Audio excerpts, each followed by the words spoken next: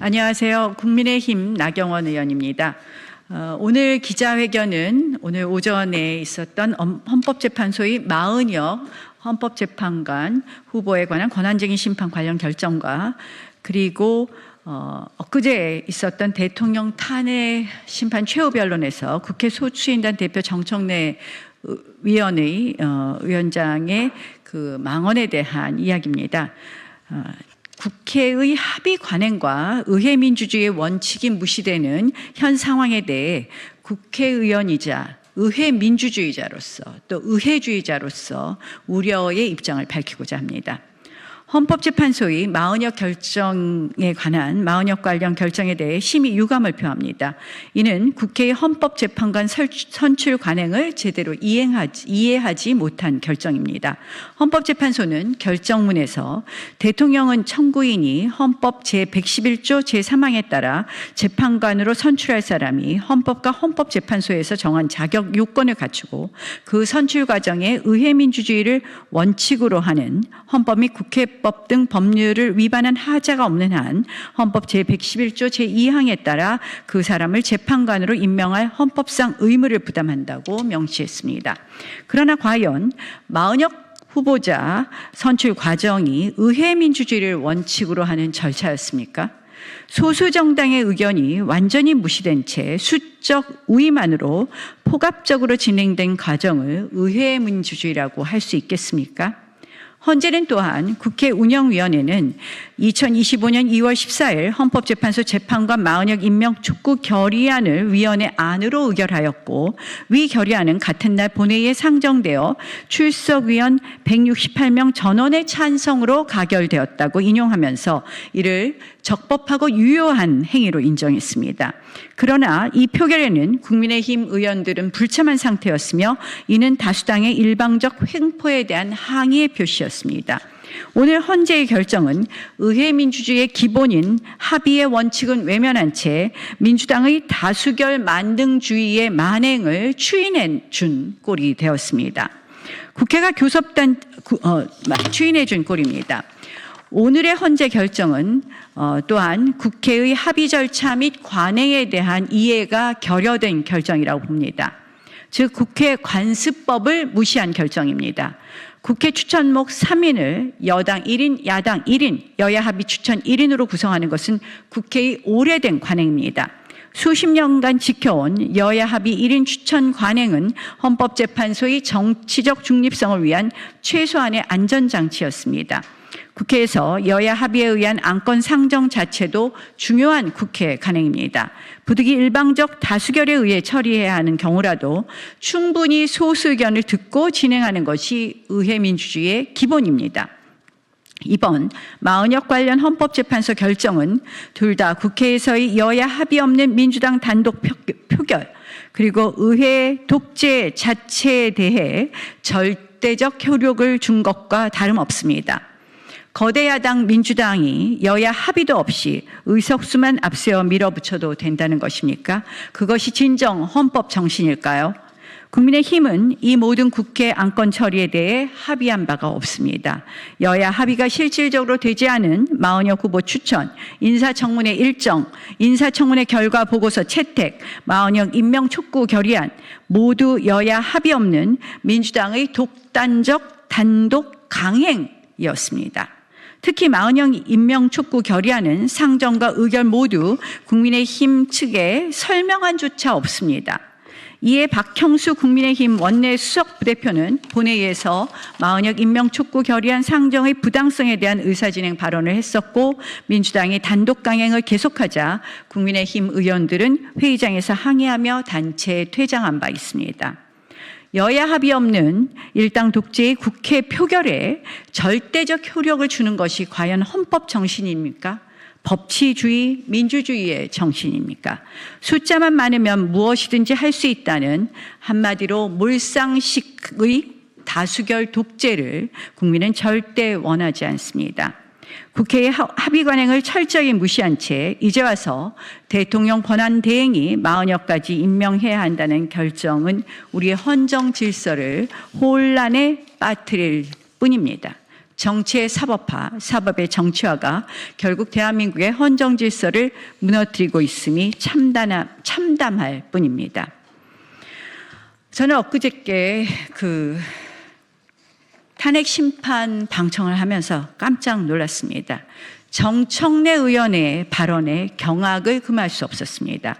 여야 합의는 헌법과 국회법 어느 법에도 존재하지 않는다.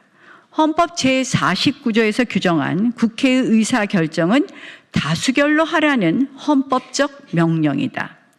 한마디로 의회 민주주의를 부정하는 발언입니다.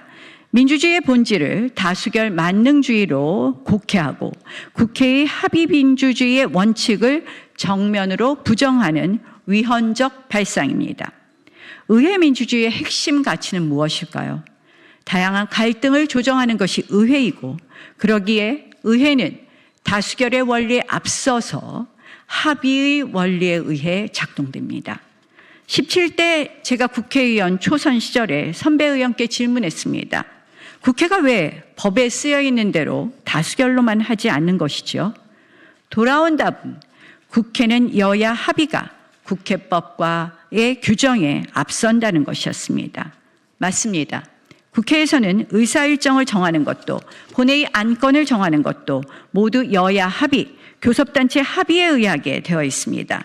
그래서 원내대표들은 그리 자주 머리를 맞대어 논의합니다.